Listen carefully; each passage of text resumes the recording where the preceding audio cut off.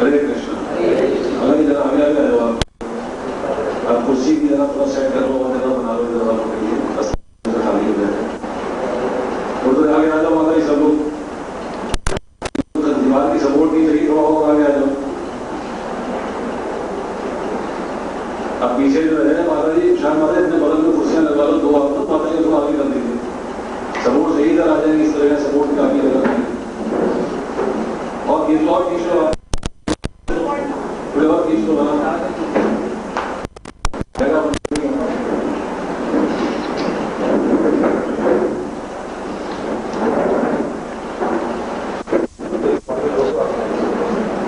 तो यही कह रहा हूँ, लोग खुले खुले बैठे हैं।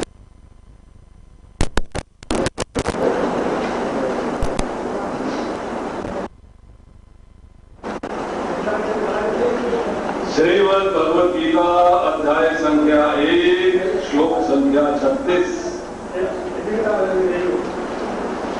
ठीक है जी, एक श्लोक है, राइट?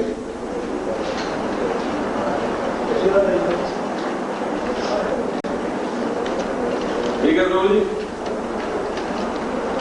एक ही करना है कि और भी करना है? पिछली बार कितने किए?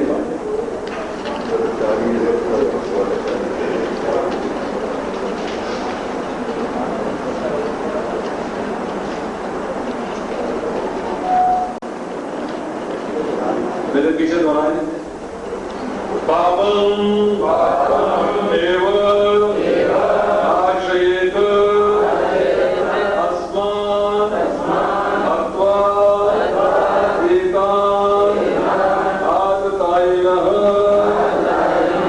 तस्मात् न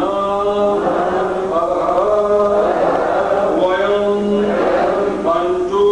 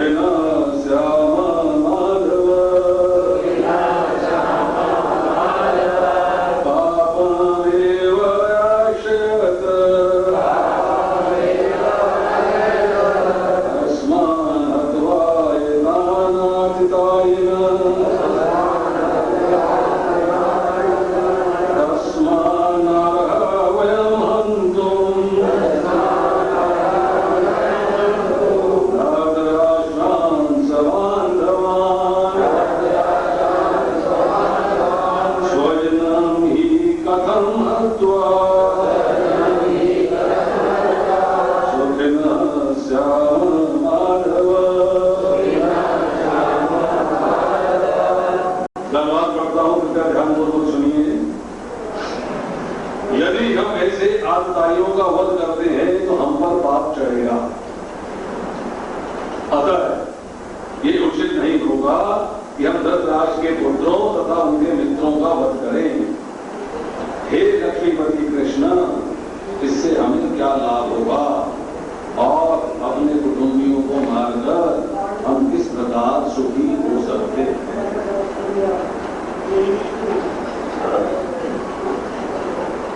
यदि हम ऐसे आतताइयों का वध करते हैं तो हम पर पाप चढ़ेगा। अतः ये उचित नहीं होगा कि हम धृतराष्ट्र के पुत्रों तथा उनके मित्रों का वध करें। हे लक्ष्मीपति कृष्ण, इससे हमें क्या लाभ होगा और अपने ही कुटुंबियों को मारकर हम किस प्रकार सुखी हो सकते हैं। कितने लोग जो हैं वो इसका तात्पर्य पढ़ के आए?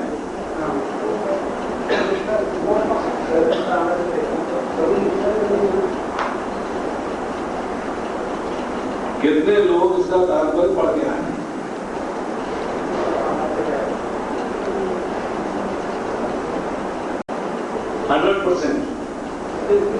सब पढ़ के आए।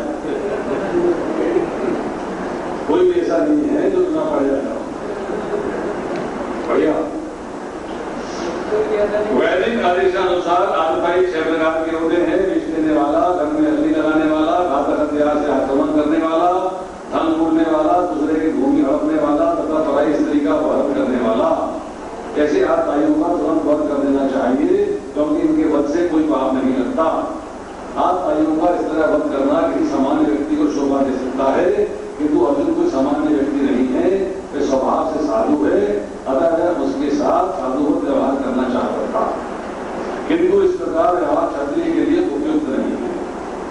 यद्यपि राज्य के प्रशासन के लिए उत्तरदायी व्यक्ति को साधु प्रकृति का होना चाहिए, किंतु उसे कायर नहीं होना चाहिए। उदाहरणार्थ, भगवान राम इतने साधु थे कि आज भी लोग राम राज्य में रहना चाहते हैं, किंतु उन्होंने कभी कायरता प्रदर्शित नहीं की। रावण नामधारी था, कभी में राम की पत्नी सीता का अपहरण करके ले गया था, किंतु राम ने उसे ऐसा पाठ पढ़ाया जो विश्व इतिहास में बेजोड़ है। अर्जुन के प्रसंग में विशेष प्रकार के आचार्यों से भेंट होती है। ये है उनके निजी पितामह आचार्य मित्रपुत्र पौत्रादि। इसलिए अर्जुन ने विचार किया कि उनके प्रति सामान्य आचार्यों जैसा कटु व्यवहार न करे। इसके अतिरिक्त साधु पुरुषों को तो क्षमा करने की सलाह दी जाती है। साधु पुरुषों के लिए ऐसे आदेश किसी राजनीतिक आपातकाल से अधिक महत्व रखते हैं। इसलिए अर्जुन ने विचार किया कि राजनीतिक कारणों से स्वजनों का वध करने की अपेक्षा धर्म तथा सदाचार की दृष्टि से उन्हें क्षमा करना श्रेयस्कर होगा। अतः क्षणिक शारीरिक सुख के लिए इस तरह वध करना लाभप्रद नहीं होगा। अंततः जब सारा राज्य तथा उससे प्राप्त सुख स्थायी नहीं है, फिर अपने स्वजनों को मारकर वे अपने ही जीवन तथा शाश्वत मुक्ति को संकट में क्यों डाले। अर्जुन द्वारा कृष्ण, माधव अथवा लक्ष्मीपति के रूप में संबोधित करना भी सार्थक है। लक्ष्मीपति कृष्ण को बताना चाह रहा था कि उसे काम करने के लिए प्रेरित न करें जिससे अनिष्ट हो, किंतु कृष्ण कभी भी किसी का अनिष्ट नहीं चाहते, भक्तों भक्तों का भी नहीं।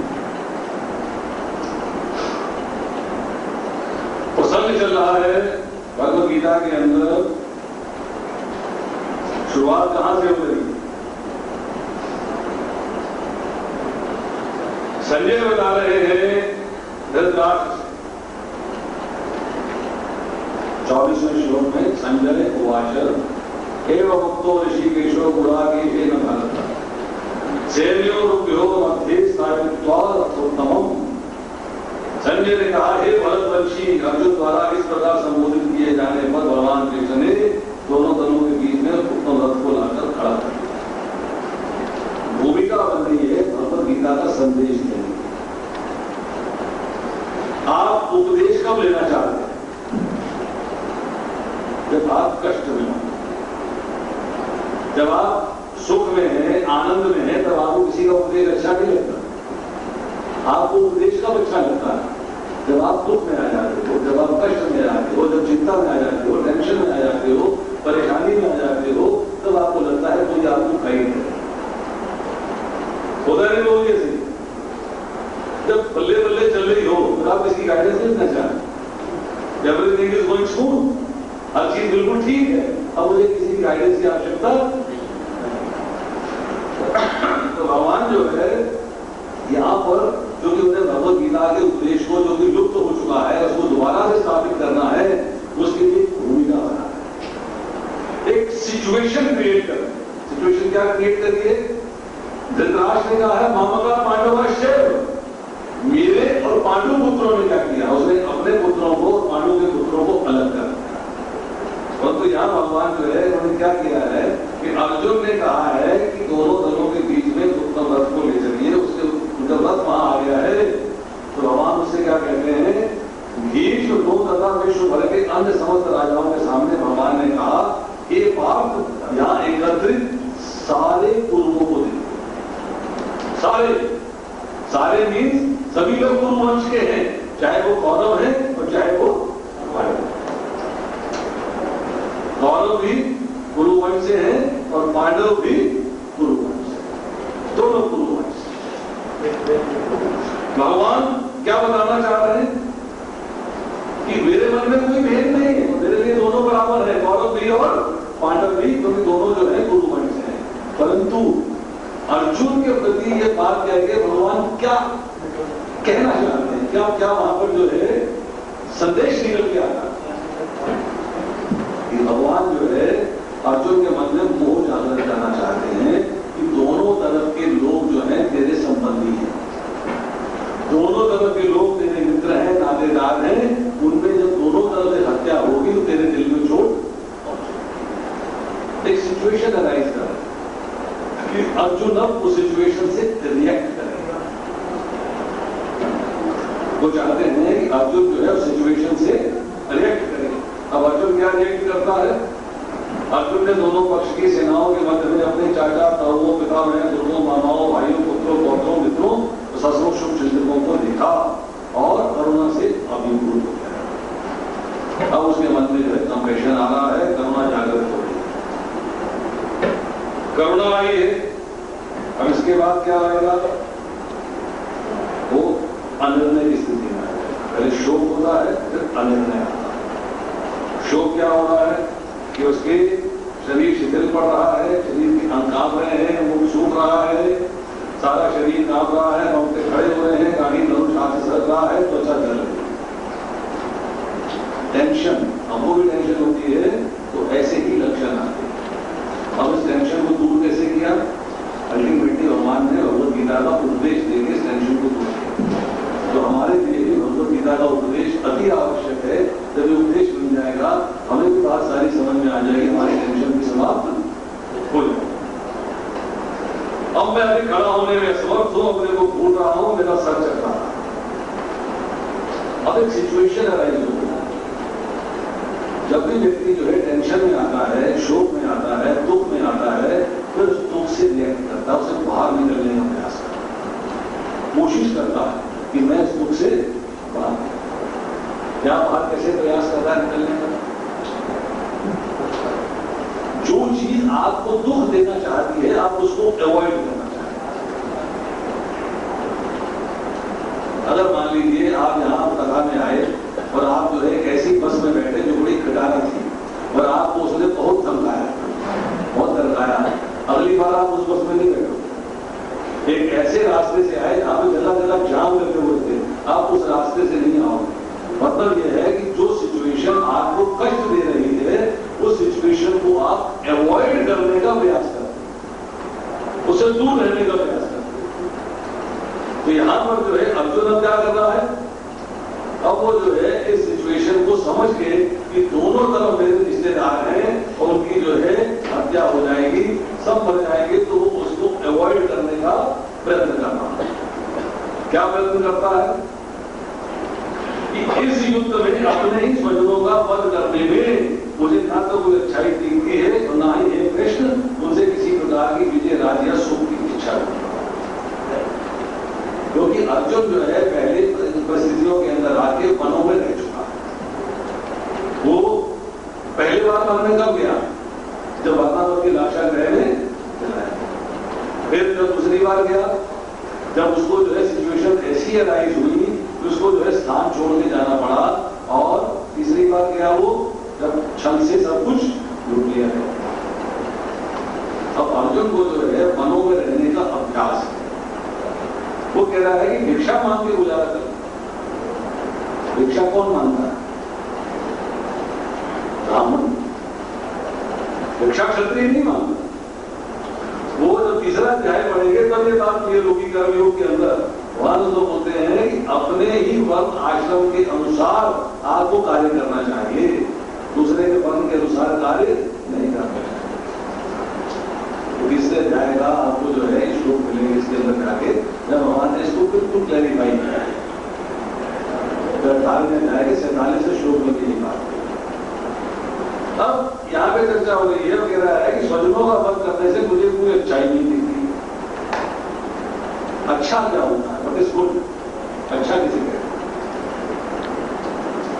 कि सारी सिचुएशन आपके अनुकूल हो, तभी तो अच्छा होगा ना। अच्छा होने का मतलब क्या है कि सारी परिस्थिति मेरे फेवरेबल है, मेरे अनुकूल है। अनुकूल होने का मतलब यह है कि जैसा मैं चाहता हूं वैसा हो। अब सारे लोग तो मर गए और मैं राज्य भोगूंगा तो किसके साथ भोगूंगा? Where are the people. आप एक गाड़ी खरीदते हो, गाड़ी खरीदने के बाद सबसे पहले क्या काम करते हो? गाड़ी घर आई, घर वालों को बोला आओ जी गाड़ी में बैठो, सैर करके आपको गाड़ी में घुमा के लाए। ऐसा होता नहीं होता? एक नेचुरल सा प्रोसेस कि आप उस गाड़ी के अंदर लोगों को मंदिर ले जाओगे, घुमाने के लिए ले जाओगे, शॉपिंग को ले जाओगे, किसी मॉल में ले जाओगे, बिकॉज आप उस गाड़ी को सबके साथ मिलकर एंजॉय करना चाहते हैं, सबके साथ। अब आपने जो है राज्य ले लिया और राज्य के साथ आपके संबंधी गंदो मर गए, सबकी हत्या होगी तो किसके साथ एंजॉय करोगे? तो क्या कह रहा है कि मुझे अच्छाई सिचुएशन जो है मेरे फेवरेबल नहीं है, मुझे अच्छाई नहीं दिखती है, इसमें तो एक कृष्ण ना मैं किसी प्रकार की विजय, ना राज्य, ना सुख की इच्छा नहीं। सुख चाहिए, सब लोग साथ होने चाहिए। राज्य चाहिए, सब लोग साथ होने चाहिए। विजय होगी तो सब लोग साथ होंगे या नहीं होंगे ये डाउट होगा, तो सब समझ जाएंगे। अब जो है अर्जुन जो है वो कहता है ये गोविंद हमें राज्य सुख तथा इस जीवन से क्या लाभ? ये सारी सिचुएशन आ रही है जो आज का श्लोक है उसके लिए। अब वो लाभ की बात कर रहा है, राज्य से क्या लाभ, सुख से क्या लाभ और जीवन से क्या लाभ?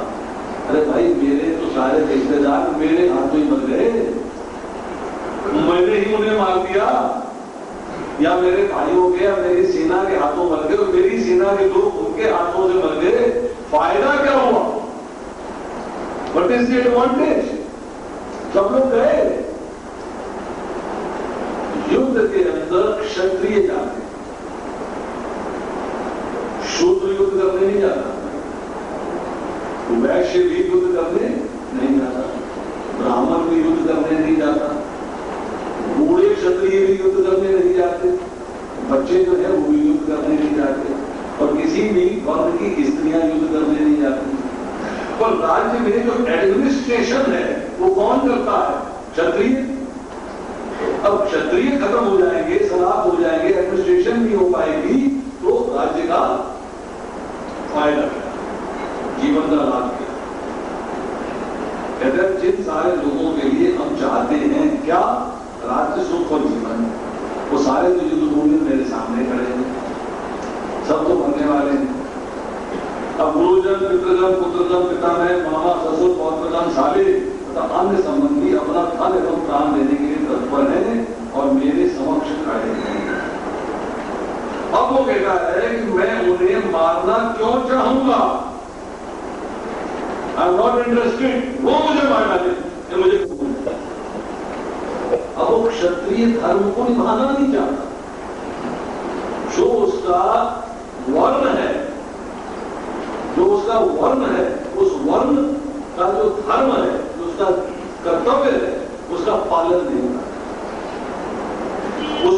उसका राजा होने के नाते क्या कर्तव्य है? एक राजा का क्या कर्तव्य होता है? प्रजा का लालन पालन करना,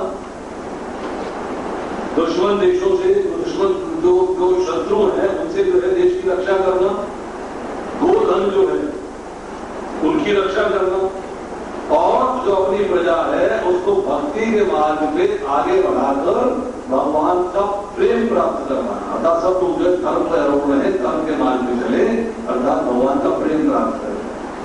वो तो कह रहा है मैं तो नहीं करता कुछ भी, मैं विराम लड़ने। अरे वो तो क्षत्रिय है, अपनी प्रजा के लिए लड़, अपने गोधन के लिए लड़, अपने लोगों के लिए लड़, वो नहीं लड़ रहा।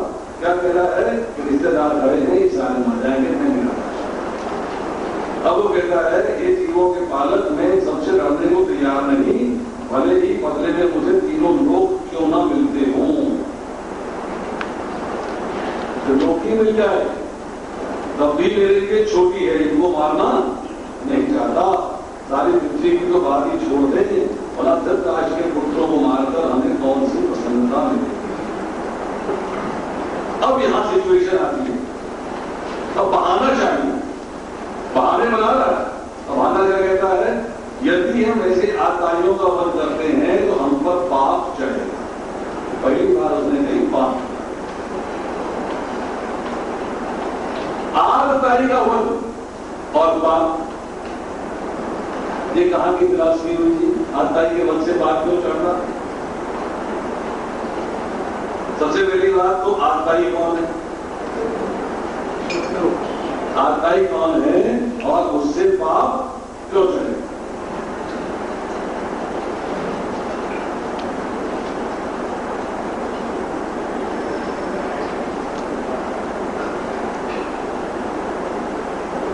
एक वशिष्ठ स्मृति के अंदर तीसरे अध्याय का 19वां श्लोक है, ध्यान से सुनिए। आग्नींदो गरदश्चैव शस्त्रपाणी धनपः क्षेत्रदारा बहता जय शनेते हयताय नमः। नंबर 1 आग लगाने वाला, नंबर 2 विष देने वाला, नंबर 3 हाथ में शस्त्र लेकर मारने को जो उद्यत हो, नंबर 4 धन को हरने वाला, नंबर 5 जमीन छीनने वाला, और नंबर 6 स्त्री हरण करने वाला। ये 6 प्रकार के जो है लोग को आरताई कहलाते हैं। लोग आदि लिखते हैं पर्वत के अंदर, पहले जो सबसे सेंटेंस है वो यही है, ये इस श्लोक से लिया गया है कि 6 प्रकार के लोग जो है वो आरताई कहलाते हैं। पहले अध्याय का 36वां श्लोक चल रहा है।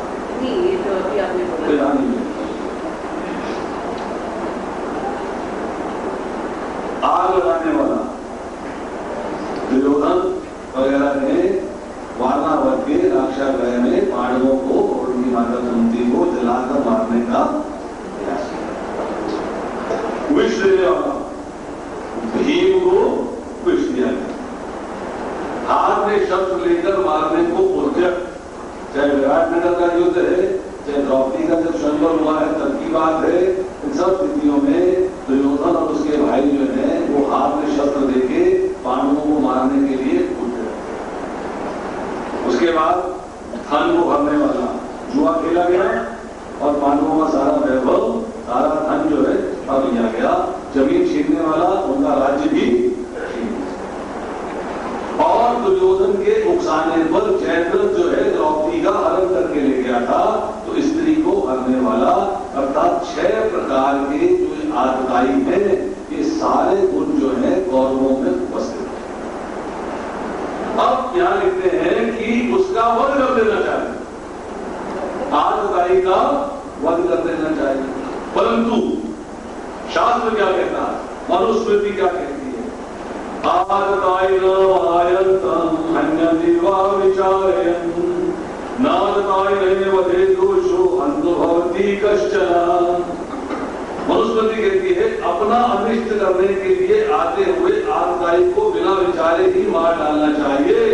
आतताई के मारने से मरने वाले को कुछ भी दोष नहीं होता। मनुस्मृति में एक क्लियर कट इंस्ट्रक्शन दे दी गई कि जो आपको मारने के लिए आ रहा है, जो आतताई है, उसको मारने के लिए आपको विचार नहीं करना चाहिए। यू शुड इमीडिएटली किल। आज के युग की बात नहीं कि आज लिखते हैं मानूंगा इसको, today's law it is not possible, but Manusmriti ये कहती है। अब समस्या क्या है कि ये अर्थशास्त्र है, अर्थशास्त्र, और एक है धर्मशास्त्र। धर्मशास्त्र कहता है सएव पापेष्टो तमोयात् कुर्यात् कुलनाशनम्, जो अपने कुल का नाश करता है वह सबसे बढ़कर पापी होता है, उससे बड़ा पापी कोई नहीं। और जब अर्थशास्त्र में और धर्मशास्त्र में विरोध आ जाए, दो स्टेटमेंट अलग अलग हैं, एक में है तुरंत वध कर देना चाहिए, दूसरे में है कि नाश करने से पाप लगेगा।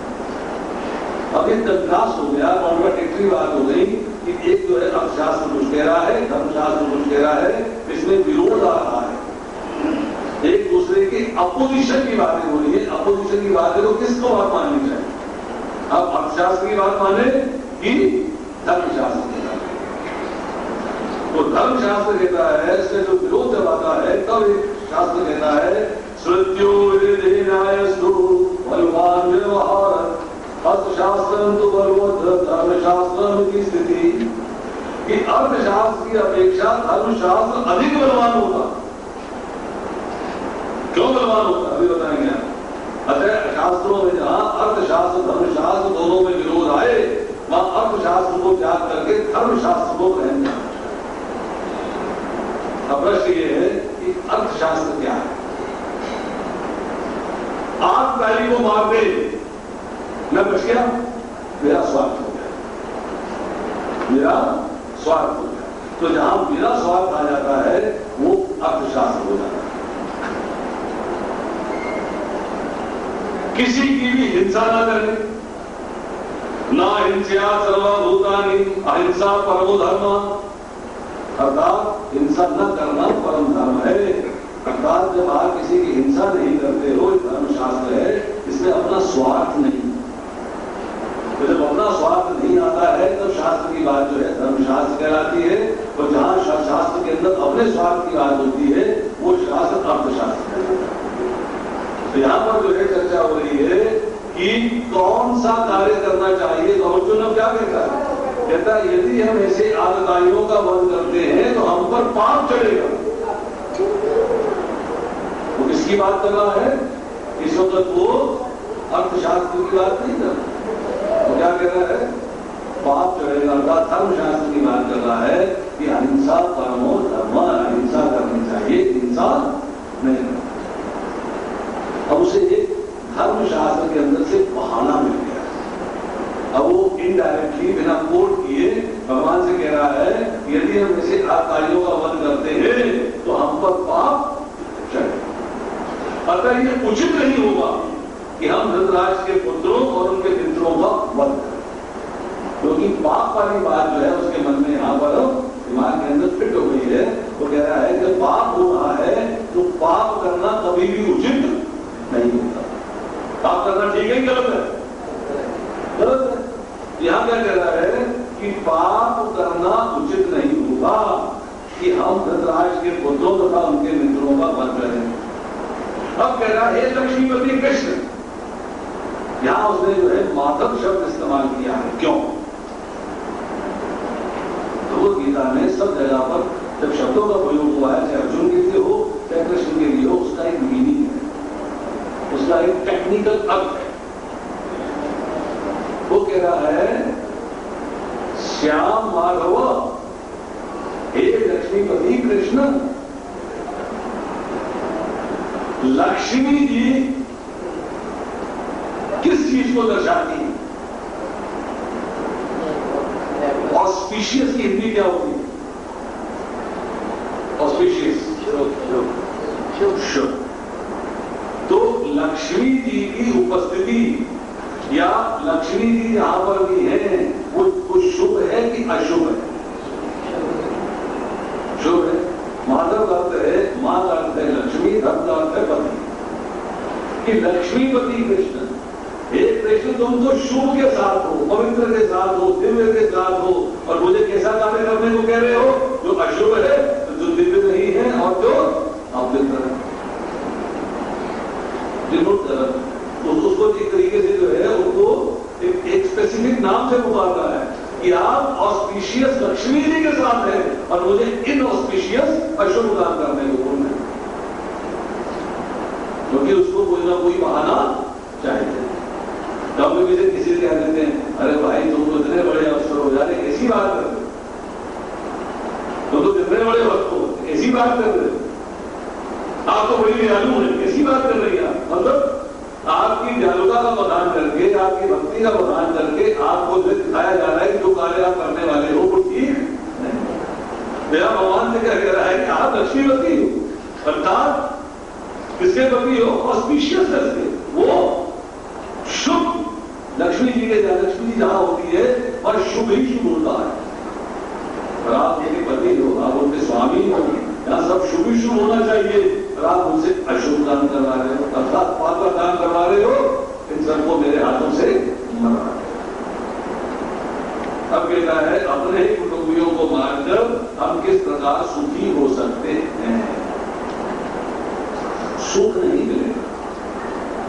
अगर हम जो है अपने ही रिश्तेदारों को मारते हैं तो क्या हमें सुख मिल सकता है? आप सिचुएशन सोचिएगा, आपके सारे रिश्तेदार आपके सामने खड़े कर दिए जाए, बारात आई हुई है, घर में लड़की की शादी चल रही है, बारात आई हुई है, लड़के वाले बिहार में, लड़की वाले आपके सब रिश्तेदार हैं और आपको पिस्टल पकड़ा दी, सबको गोली मार दी, क्या बड़ी हो गए क्या सबको मारो? How is that possible? कितनी टेंशन हो जाएगी, कितनी समस्या हो जाएगी, कितना अशुभ कार्य होगा। और यहां जो है कृष्ण अर्जुन से क्या कह रहे हैं? सबको मारना है। यहां कहा जा रहा है कि हम किस प्रकार सुखी होंगे। अंततः जो सारा राज्य तथा उससे प्राप्त सुख स्थायी नहीं है, तब स्वजनों को मारकर अपने ही जीवन तथा शाश्वत मुक्ति को संकट में क्यों न लें। राज्य भी टेम्परेरी है, लोगों के शरीर भी टेम्परेरी है, आप उन्हें मरवा रहे हैं, मुझे राज्य भोगने को कह रहे हैं, टेम्परेरी चीज को भोगने के लिए कह रहे हैं, मैं अपनी शाश्वत मुक्ति को और क्यों संकट में डालूं? अपना जीवन भी और अपनी मुक्ति भी दोनों को संकट में क्यों न? अब 37वें और 38वें श्लोक में कहते हैं, हे जनार्दन, यद्यपि लोभ से विभूत चित्त वाले ये सारे लोग अपने परिवार को मारने तथा अपने मित्रों से द्रोह करने में कोई दोष नहीं देखते, किंतु हम लोग जो परिवार के विनिष्ट करने में अपराध देख सकते हैं, ऐसे पाप कर्मों में प्रवृत्त क्यों?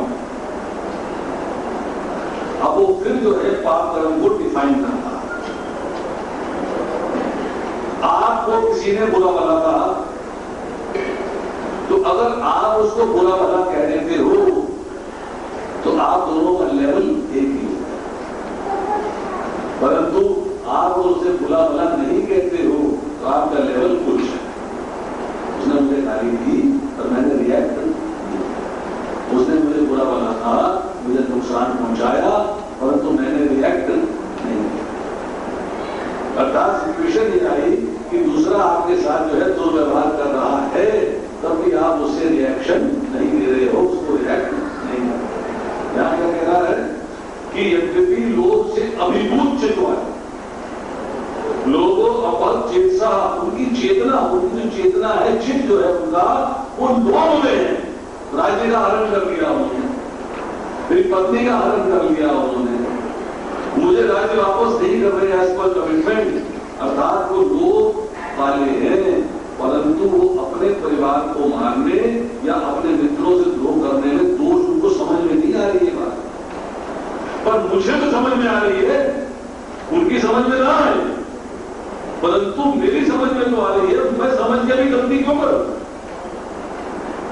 मैं मिस्टेक कमिट क्यों करूं? वो लोग अंधकार में है, बात नहीं समझ पा रहे, उनको जो है जीवन के फंडामेंटल्स क्लियर नहीं है, उनको बात जो है उसकी गहराई समझ में नहीं आ रही है, मूर्ख है, परंतु मैं तो मूर्ख नहीं हूं, मेरे को तो समझ में आ रही है, मुझसे गलती क्यों, मैं गलत कार्य क्यों करूं? तो यहां वो कहते हैं कि हे जनार्दन, जनार्दन लफ्ज क्या? जन अर्दन, जनार्दन लफ्ज क्या है? जन अर्दन, अर्थात जो लोगों को सुख पहुंचाने वाले, दुष्टों का विनाश करने वाले जो है, उनको जनार्दन के नाम से पुकारते हैं। अब कहते हैं कि हम लोग परिवार के विनष्ट करने में अपराध देख सकते हैं, हमारी विजन क्लियर है, हम अंधकार में नहीं है, हमें ज्ञान है कि सब मारे जाएंगे, सब हमारे संबंधी हैं, सब हमारे रिश्तेदार हैं, हम इस बात को समझ रहे हैं, हम इस बात को अंडरस्टैंड कर रहे हैं, हमें बात बिल्कुल क्रिस्टल क्लियर है, तो फिर हम पाप कर्म क्यों करें? अनजाने में हो जाए अलग बात है, ये तो जानबूझ के हमसे पाप हो रहा है, हमको मालूम है सब मर जाएंगे, हमको मालूम नहीं पाप का कार्य है, अहिंसा परमो धर्म है, हमसे हिंसा नहीं करनी चाहिए, और हम हिंसा करके इनको मार देंगे, तो सिचुएशन क्या हुई कि अर्जुन जो है भगवान के आगे अब जो है अपना केस प्रेजेंट कर रहा है। क्या केस प्रेजेंट कर रहा है? कि मुझे युद्ध नहीं करना है, वो परिस्थितियां तैयार कर रहा है, वो सिचुएशन राइज कर रहा है कि मुझे अब युद्ध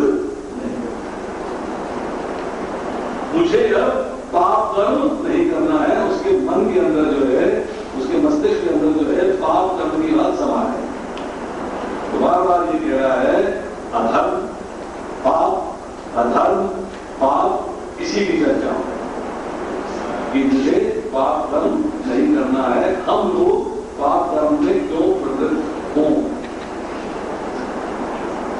तो ये जो है एक अर्जुन के मन की जो स्थिति है वो पल पल चेंज हो रही है और उस स्थिति में पहुंच रहा है जब वो कहेगा हे गोविंद मैं युद्ध नहीं करूंगा।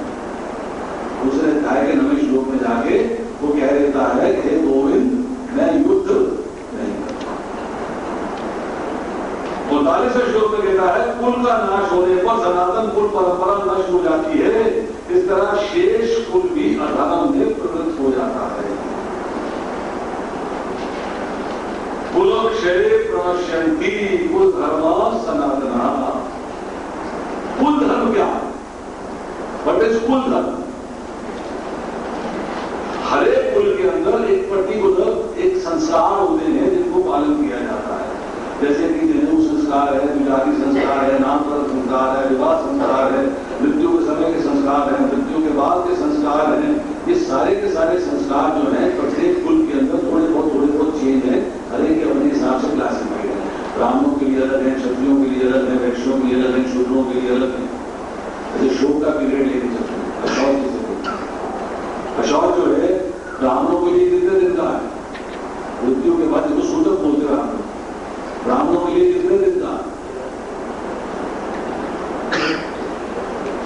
अशौच, शोक नहीं, अशौच सूतक ब्राह्मणों के लिए कितने दिन का? 10 दिन। क्षत्रियों के लिए 12 दिन, वैश्यों के लिए 15 दिन और शूद्रों के लिए 30 दिन, 30 दिन। कुल ये वर्ण के अनुसार आपको कुलों में जो परंपरा होती है किस तरह से जो आगे चलना है। ये कह रहे हैं कि जब अधर्म हो जाएगा कुल की परंपरा नष्ट हो जाएगी। सनातन मतलब जो परंपराएं थी, जो परंपरा है, आगे जो परंपराएं आने वाली है वो नष्ट हो जाएगी, धर्म का नाश होगा। कुछ ऐसी वस्तुएं हैं जिससे कि मनुष्य जो है धर्म से बचता है, धर्म के प्रति समर्पित रहता है। आप अपने जीवन में लगाने के लिए अगर आपको जो है डर दिया जाए भगवान का, मैं ये नहीं करूंगा, भगवान देख रहे, भगवान देख रहे, किसका भय है?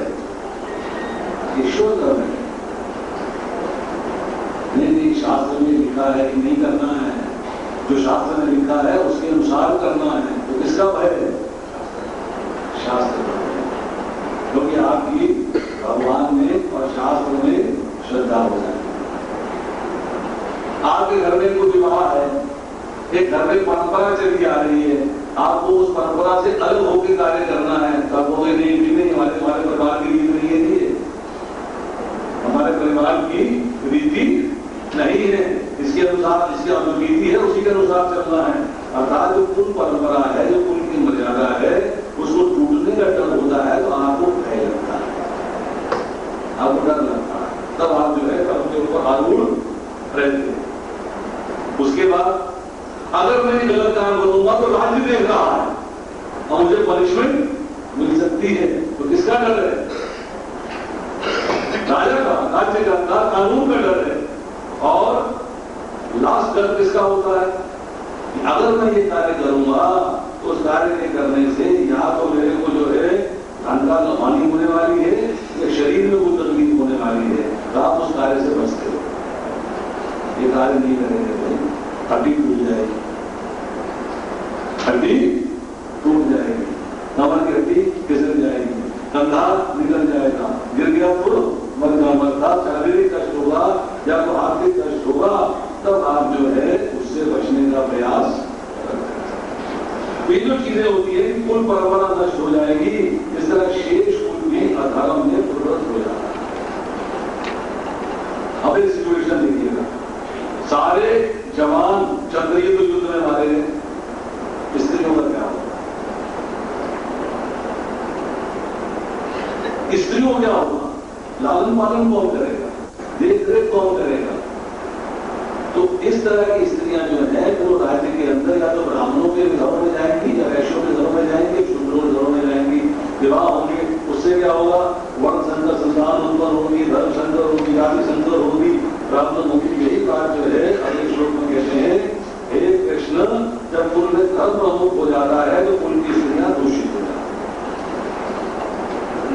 स्त्रीत्व के पतन से ऋषिवंशी अवांछित संतानें उत्पन्न होती हैं।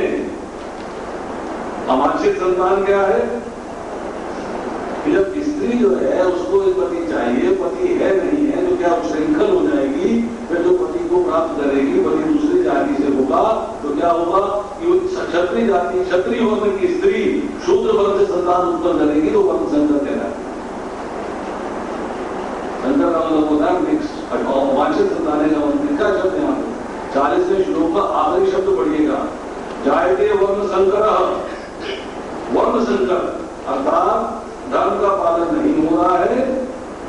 धर्म होगा तो बुद्धि सतोगुनी होगी, अधर्म होगा तो बुद्धि तमोगुनी होगी, और तमोगुनी बुद्धि के अंदर भोग विलास बढ़ जाता है, और भोग विलास जब बढ़ेगा स्त्रियां दूषित होंगी और वर्ण संकर संतान उत्पन्न होगी, अवांछित संतान। और जब अवांछित संतान होगी, संतान अगर जो है वर्ण संकर है, उसका रिजल्ट क्या है?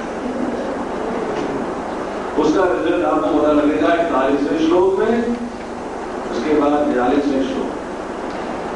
इसकी चर्चा आप करिएगा अगली बार, जो भी आपको क्लास देगा 41 से लेकर 46वें श्लोक निकले करिए, आपका पहला अध्याय समाप्त हो जाएगा। जब मिक्सचर हो जाता है, जैसे आज की जाति में देखें कि जब एक जाति का दूसरी जाति में जाति संकर हो जाते हैं, विवाह हो जाता है, तो जो संतान होती है उसको ना तो उस जाति के नियमों को पता है न इस जाति के नियमों को पता है, तो मिक्सचर हो जाएगा, न इधर का है न उधर का है, तो सेवा नहीं हो पाएगी। कार्य जो करने चाहिए, जो कर्तव्य है उसका पालन नहीं हो पाएगा। अभी बजे हैं 8, तो 10 मिनट के लिए अगले हम लोग चर्चा करेंगे वैष्णव शिष्टाचार, जहां हमने पिछली बार छोड़ा। क्या कहां छोड़ा था ये हमने चर्चा करी थी रसोई घर की, राइट? आज चर्चा करते हैं प्रसाद सेवन और वितरण। अभी आपने सेवन भी करना है और वितरण भी करना है, दोनों काम करते हैं ना। अब प्रसाद सेवन कैसे करते हैं और प्रसाद वितरण कैसे करते हैं, हम जो है 10 मिनट में इसकी चर्चा करते हैं। उसके बाद फिर जाके सब लोग प्रसाद खाएं। वैष्णव संस्कृति में प्रसाद सेवन प्रसाद वितरण दोनों ही अत्यंत महत्वपूर्ण है। जिस समय हम भोग बनाते हैं और अर्पित करते हैं, उस समय की अपेक्षा उसे आदर पूर्वक वितरित करते और ग्रहण करते देखकर कृष्ण और गुरु अत्यधिक प्रसन्न होते हैं। नंबर 1, सर्वप्रथम एवं प्रमुख नियम यह है कि भक्तों को केवल प्रसाद अर्थात भगवान कृष्ण को भक्ति भाव से अर्पित किया अन्न ही ग्रहण करना चाहिए, अर्थात बिना भोग लगे कोई भी वस्तु ग्रहण नहीं करना चाहिए। नंबर 2, भक्तों द्वारा बनाई गई, भक्तों द्वारा भगवान को अर्पित की गई और भक्तों द्वारा परोसा अन्न ही ग्रहण करना चाहिए। सामाजिक जीवन की मर्यादा एवं प्रचार की आवश्यकता के अनुसार जितना संभव हो तथा व्यवहार करने योग्य हो, उपरोक्त नियमों के आदर्शों का पालन करें। एक क्लॉज दिया प्रचार के पॉइंट ऑफ व्यू से इसमें कई बार कॉम्प्रोमाइज हो जाता है। जब तक प्रचार तथा सेवा के लिए अत्यधिक आवश्यक ना हो तब तक अभक्तों द्वारा बनाया गया अन्न ग्रहण न करें। प्रचार के टाइम पे करना पड़ेगा, तो क्या प्रचारक हो नहीं करोगे आपसे प्रचार नहीं हो पाएगा, इसलिए उस समय जो है आपको सिचुएशन के साथ कॉम्प्रोमाइज करना पड़ सकता है। उपरोक्त भावना में ही चॉकलेट, आइसक्रीम, चिप्स, बिस्कुट, शीतल पेय तथा ब्रेड, पाव जैसी बाजारू वस्तुओं को घर में बन सकता है। क्या क्या चीज बताइए? चॉकलेट, आइसक्रीम, चिप्स, बिस्किट्स, शीतल पेय तथा ब्रेड। घर पर आए अतिथि को भी घर पर बनाए हुए भोजन पदार्थ और नींबू शरबत, फलों का रस जैसी प्राकृतिक चीजें ही दें। कई बार लोग कहते हैं कि रियल जूस पिला दें, डेल मोंटा, रियल जूस, की वैरायटी के जूस आ गए हैं, तो प्रेफरेबली जो है घर में जूस निकाल के वो यूज करना चाहिए, बाजारी जूस का प्रयोग नहीं करना चाहिए। यात्रा यदि संभव हो तो रात को दही एवं बटाना का सेवन न करें। चिट भी अथा चने भी नहीं खाने चाहिए रात में, और दही भी नहीं खाना चाहिए, बटर में लस्सी भी नहीं पीनी चाहिए। यात्रा में अथवा विकल्प ना होने पर चुनी हुई बाजारू वस्तुएं खरीदने, बाजारू वस्तुओं की अपेक्षा खाने का डिब्बा घर पर तैयार खाद्य सामग्री से भरा अथवा फल, दाना, दूध, सूखा खाद्य पदार्थ साथ में ले जाना अति उत्तम है। सफर करते हैं तभी कोशिश करें घर से जितना पैक होकर जा सके उतना ले जाए, और इमरजेंसी होती है तो किसी खास वस्तु को बाजार से ले सकते हैं।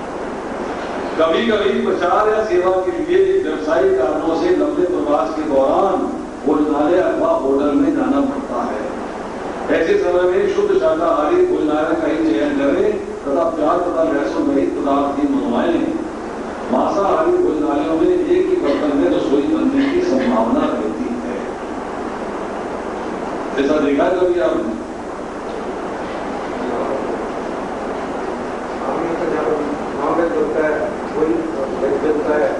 मैकडोनाल्ड्स, डोमिनियोस और ऐसे ऐसे जो हैं उसमें एक बर्तन को बना रहे थे कि उन्होंने आलू चिप्स का ऑर्डर दे दिया, और घूमते घूमते वो जो है उनके जहां चले गए बन रहे थे।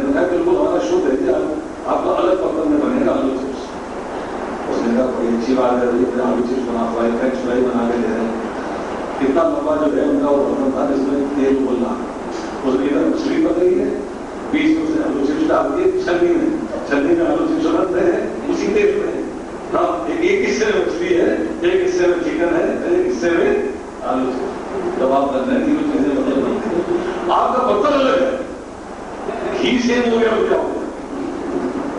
बर्तन तो अलग है ना, जिस बर्तन में आलू लेके गए वो तो अलग है। बस इसलिए बचना चाहिए। It is not recommended, it is better to avoid. भक्तों को सात्विक आहार ही ग्रहण करना चाहिए तथा दार्शिक तथा तैलीय के मसालेदार महंगे खाद्य पदार्थों को टालना चाहिए। घर पर प्रसाद जो विधि से भगवान को अर्पित किया हो, परिवार के सभी सदस्यों के प्रसाद ग्रहण कर लेने के बाद बचा हुआ प्रसाद संभव हो तभी भोजन के सुरक्षित कर ले, अन्यथा बाहर जरूरतमंद लोगों को वितरित करते हैं। प्रसाद को फेंकना नहीं चाहिए। अब है प्रसाद वितरण। यदि संभव हो तो दीक्षित भक्त ही प्रसाद का वितरण करें। बड़ा डिफिकल्ट क्लॉज है। दीक्षित भक्त ही प्रसाद का वितरण करें। वितरण करने वाले भक्तों का मन, शरीर, आदतें और वस्त्र स्वच्छ एवं शुद्ध होने चाहिए। वितरण के समय जितना हो सके उच्च स्वर में बोलने को टालना चाहिए, बोलना नहीं। मुझे याद अच्छे तरीके से मैं आपको बताता हूं। मैं जब बेलगाम गया फर्स्ट टाइम तो एक भक्त के घर में प्रोग्राम था, तो मुझे मंदिर वालों ने कहा कि आप उनके हाथ आके लेक्चर दे दीजिएगा।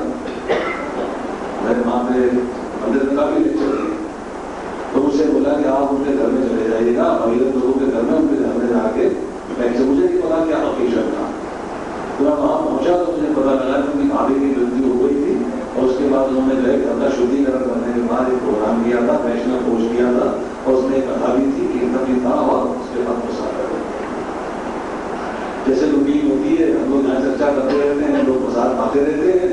मैं भी ऐसी वहां जाके बैठ गया, लोग चर्चा करने आ गए, प्रस्तुत करने आ गए, मैं कहने लगा। तो एक बात आया, प्रभु जी अंदर आइए, प्रसाद पा लीजिए। मैं तो आता हूँ, प्रभु जी अंदर आइए, प्रसाद पा लीजिए। मैं तो आता हूँ। तो 3-4 बार मेरे पास आया प्रसाद के लिए कहने के लिए। तो 3-4 बार मैंने बोला हाँ पाओ मैं आ रहा हूँ थोड़ी देर में। फिर स्वयं भगत प्रभु आए, प्रभु जी आप आइए ना, सब लोग आपके इंतजार कर रहे हैं। तो मेरा माता बनना गया, यहाँ तो कभी ऐसे होते ही नहीं, तो खा पी के निकल जाते हैं, वक्ता बैठा रहता, वक्ता कौन पूछता है। तो मैं उठ के गया तो पूरी पंगत बैठी हुई थी, फर्स्ट सीट रिजर्व थी मेरे लिए, केले के पत्ते के ऊपर सारी चीजें डाल रखी थी। जब मैं पहुंचा हूं तब उन्होंने जो है प्रसाद ग्रहण करना आरंभ किया मेरे साथ। प्रसाद वितरण करना, प्रसाद को प्राप्त करना, प्रसाद को ग्रहण करना इसमें भी कुछ वैष्णव नियम है, हम लोग आमतौर पर नियमों का पालन नहीं करते, हम लोग खा जाते। तो वहां मैंने जाकर पहली बार देखी, मंदिर में जब भी मैंने लेक्चर दिया, मैं जाकर प्रसाद पाऊंगा, तभी लोग प्रसाद पाएंगे, वरना नहीं पाएंगे। ये बात हमने दिल्ली में नहीं सीखी, पूरी दिल्ली में मतलब हम उसका पालन नहीं करते थे, बताई गई होगी, पर हमने जब उस पर ध्यान नहीं दिया, पालन नहीं किया, पर वहां जाकर हमने देखा कि वेरी पर्टिकुलर, जब तक जो है जो भक्ति है, जो उनका भक्ता है, जब तक वो बैठेगा नहीं तब तक कोई प्रसाद नहीं पाएगा, सब वेट करेगा उसको। This was something very important. तो ये जो है बोला कि प्रसाद मांगने का क्रम क्या है, कि सबसे पहले पानी दीजिए, सबसे पहले क्या देना है? जब गौड़िया वैष्णव प्रसाद मांगते हैं तो कटु शब्द की शुक्ता या शाक से आरंभ करते हैं। जब आमतौर पर हम तो नहीं बनाते हैं वैसे, पर आमतौर पर कटु सब्जी होती है, शाक होता है, शुक्ता, शुक्ता में समथिंग हमें बंगाली में नहीं मालूम है शुक्ता क्या होता है, बंगाली बता सकते हैं कि शुक्ता क्या होता है, दूसरे बंगाली में शुक्ता क्या होता है प्रभु? जैसे प्रभु कड़वा चीज बनाते हैं, कड़वा चीज बनाते हैं, ठीक है। उसके बाद दाल या तले पदार्थ जैसे पकौड़े आदि परोसे जाते हैं, 3 नंबर। 4 नंबर पे सब्जियां और बाद में पहले रसेदार, बाद में सूखी, ये ट्रैक करो। इसके बाद रायता और चटनी और अंत में मीठे व्यंजन, मिष्ठान। चपाती और चावल आरंभ से अंत तक आवश्यकता अनुसार परोसिए, यदि संभव हो तो चपाती गर्म होनी चाहिए। प्रसाद ग्रहण करते समय जूठे हाथों से दूसरे बर्तन का स्पर्श न करें, दूसरों को परोसने के लिए कहें अथवा स्वयं हाथ देकर अपने लिए परोसें। डाइनिंग टेबल पर लोग बैठ जाते हैं ना, चल भाई उसी हाथ से खाया, उसी हाथ से कड़छी डालने के लिए, इट इज रॉन्ग। कोशिश ये रहनी चाहिए या तो दूसरा परोसे, अब नहीं तो जो अपने हाथ धोने के बाद उसमें से लेना चाहिए। डायरेक्ट हम लोग बाएं हाथ से ले लेते हैं, बाएं हाथ से भी प्रसाद नहीं लेना चाहिए। तो दाएं हाथ से खा रहे थे तो दाल डालनी है, बाएं हाथ से डालनी है, चलो चलेगा, इवन दैट इज रॉन्ग। जब ये वो पढ़ेंगे तो दिमाग बनना है, क्या हो रहा है, ये आज तो कुछ भी नहीं किया। प्रसाद समय थाली में खाली स्थान पर परोसे, मिष्ठान नमकीन व्यंजनों को अलग अलग परोसे। प्रसाद परोसते समय व्यक्ति के हाथ में न दें, किंतु यदि प्रसाद अत्यंत अल्प है तो हाथों में दे सकते हैं, थोड़ा है तो हाथों में दे सकते हैं। सूखे मिष्ठान के अलावा सभी प्रकार के प्रसाद को चम्मच या कड़छी के द्वारा ही परोसे, यहां तक कि नमक भी चम्मच के द्वारा खाते। तो नमक कम होता है ना, तो नमक चम्मच से खाते, हाथ से उठा कर थाली खाते। केवल दाएं हाथ से ही परोसे, परोसते समय किसी भी दूषित वस्तु को हाथ न लगाएं, जैसे मुख, पैर, बाल या शरीर का निचला हिस्सा, या जमाई लेना, छींकना या थूकना। अपने हाथ स्थिति आने पर अपने हाथ धोने के बाद प्रसाद करें। जब घर में अतिथि आए तो भगवान को अर्पित महाप्रसाद सभी को थोड़ा थोड़ा वितरित करें, तत्पश्चात आवश्यकता अनुसार गरम गरम प्रसाद परोसे। गुरु और सन्यासियों के लिए इसी रीति से प्रसाद को परोसना चाहिए। यदि प्रसाद की मात्रा कम है तो वितरित करने वाले व्यक्ति को चाहिए कि सभी को समान मात्रा में प्रसाद वितरित करे, किंतु उसे वितरित करते समय उसे अत्यंत उत्साह से वितरित करना चाहिए। संभव हो तो प्रसाद पाने वाले व्यक्ति को प्रसाद के गुण बताएं, यदि आवश्यक हो तो शांत रहें। प्रसाद के दौरान कैसेट या पुस्तक सुनना अत्यंत लाभदायक है। हम श्री कृष्ण या श्री प्रभुपाद लीलामृत जैसी पुस्तकें पढ़ सकते हैं। साथ साथ बैठे भक्तों को समान मात्रा में प्रसाद परोसे, भक्तों की संख्या अधिक होने पर पंक्ति भेद न करें। यदि संभव हो तो विशेष प्रकार का प्रसाद लेने वाले अलग बैठे। प्रसाद अथवा प्रसाद के बर्तनों को पैरों से स्पर्श न करें, गलती से स्पर्श होने पर उन्हें दाएं हाथ से स्पर्श कर मस्तक पे लगाएं। प्रसाद वितरित करने वाले बर्तन जैसे बाल्टी को भूमि पर खींचे नहीं और बांटते समय बर्तनों के टकराव की आवाज नहीं। प्रसाद प्राप्त करने के बाद स्थान को तुरंत साफ कर दें और गिरे प्रसाद को कूड़ेदान में डाल दें और गुरु का महाप्रसाद नए भक्तों के समक्ष वितरित न करें।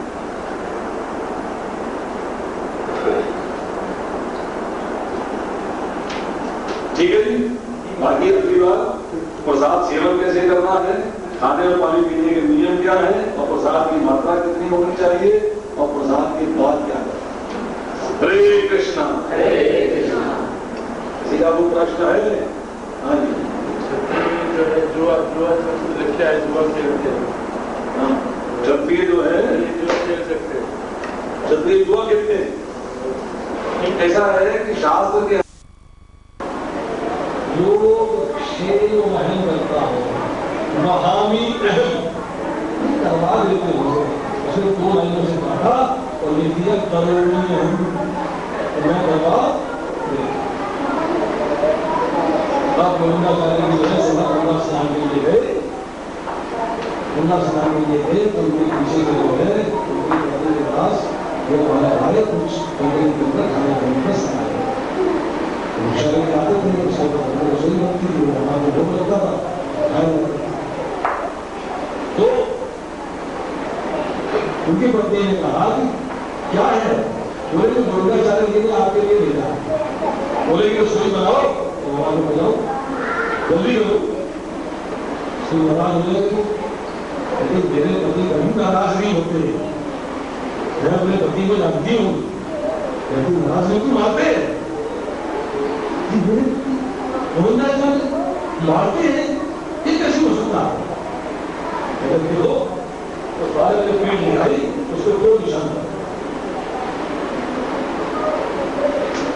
बड़ा अजीब सा लगा, गुस्सा में लगा। मेरा पति यहाँ बड़ा घंटा बोला और फर्क मारता है बच्चों को। एक ऐसा पति है। आपको क्या कहा? उन्होंने कहा रसोई बनाओ, भगवान को बोला उसे देखा कि मेरे पति ने 2 बच्चों को मारा है, वो निशान पड़े हुए हैं, बड़ा कष्टदायक कंडीशन है, और मैंने नहीं किया हो सकता, मुझे भी आगे कुछ नहीं। उन्होंने बड़ा रसोई बनाई, भगवान को भोग लगाया, अब गोविंदाचार्य जी का आगे तुमने मेरे इंतजार किए बगैर भोजन ग्रहण करना शुरू कर दिया है, तो पति धर्म को भूल रही हो। तो पति धर्म का ध्यान नहीं है कि पति को खिलाए बगैर पत्नी को खाना नहीं चाहिए। रोज तुम ऐसा करती थी और आज तुमने वो नियम बना दिया। पत्नी कहती है बात तुम ठीक करते हो, तुम कभी रोक नहीं करते थे और तुमने आज बच्चों को मारा, तुमने तो रोक दिया। और बच्चे आगे मुझे ये समय का सारा सामान दे दे, उन्होंने बोला तुमने कहा जो खाओ और भगवान को बोला, मैंने तो तुमने कहा नहीं करना। अरे मैंने तो भेजा ही नहीं, मैंने तो भेजा ही नहीं, मैं तो भिक्षा मांगने गया था। मैंने ये स्नान किया, भिक्षा मांगने गया था, मैं कौन ले गया तेरे को? कृष्ण भगवान काले रहने की पीठ के निशान से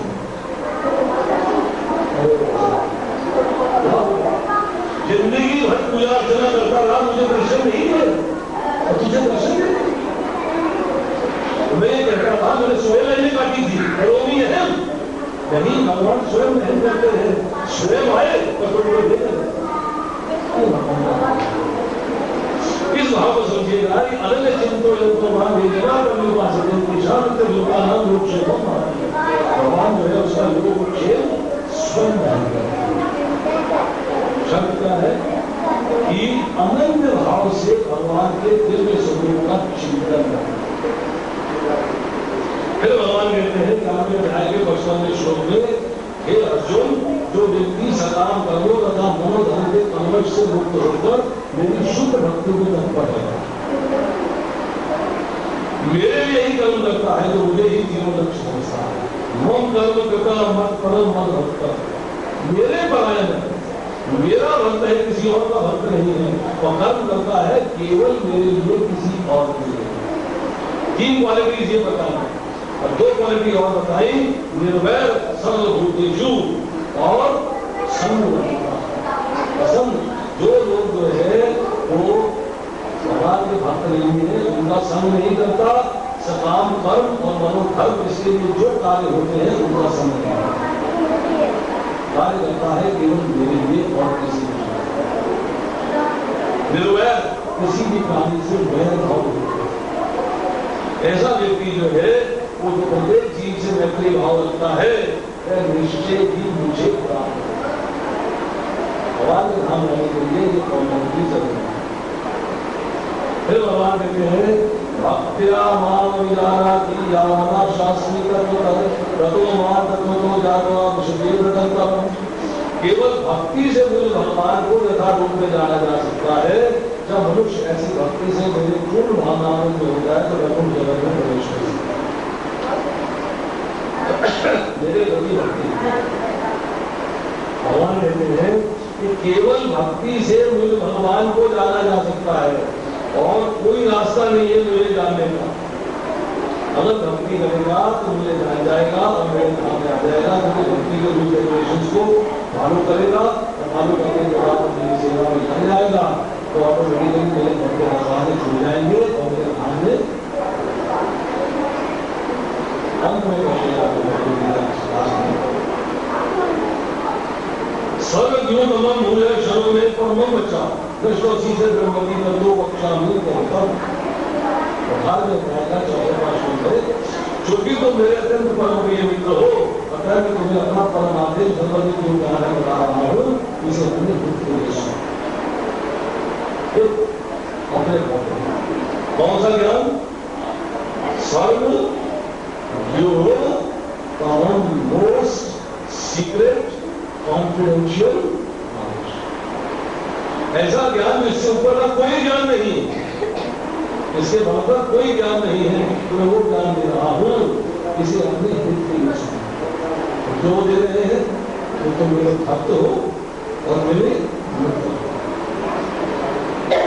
भगवान का भक्त बनना पड़ेगा, भगवान की मित्रता की स्थिति करना तब भगवान का हो आपको ज्ञान दे। क्या ज्ञान दिया? मर्मदा भगवत भक्तो अज्ञानीनां नमस्कुरु वामदेशस्य सत्यं के प्रतिजाते प्रियोसी मेरे प्रिय हो, मेरे प्रिय हो क्योंकि तुम मेरे परम प्रिय मित्र हो इसलिए मैं तुम्हें ये ज्ञान दे रहा हूँ, ये वचन दे रहा हूँ। क्या वचन दे रहा हूँ कि तुम मेरे धाम आओगे। कब आओगे? मन मना और तो अर्थात अपना मन हो। मेरे भक्त बनो, मेरी पूजा करो, मुझे नमस्कार नमस्कार करना। नमन करने का बोलना है श्रद्धा रखोगा। हम लोग नमस्कार को ऐसे सोचते हैं नमस्ते जी नमस्कार लो। नमस्कार का मतलब है आप उसके चरणों में नमन कर रहे हो, उसकी श्रद्धा कर रहे हो।